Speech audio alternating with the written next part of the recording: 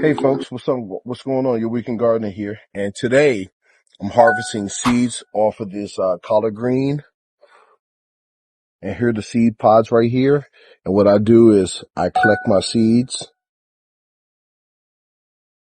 A lot of times you'll see me, I allow stuff to go to seed. And this is why I allow it to go to seed. The birds actually beat me to this. But these right here, I collect them. I let them dry out.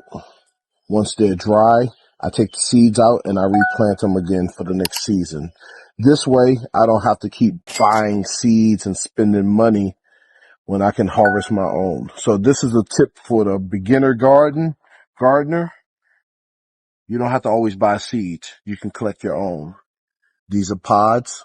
The seeds are inside. See the little teeny bumps? If you can zoom in on that. The little teeny bumps are seeds. And these are the pods. So I got the future right here in my hand. See you in the next video. Peace.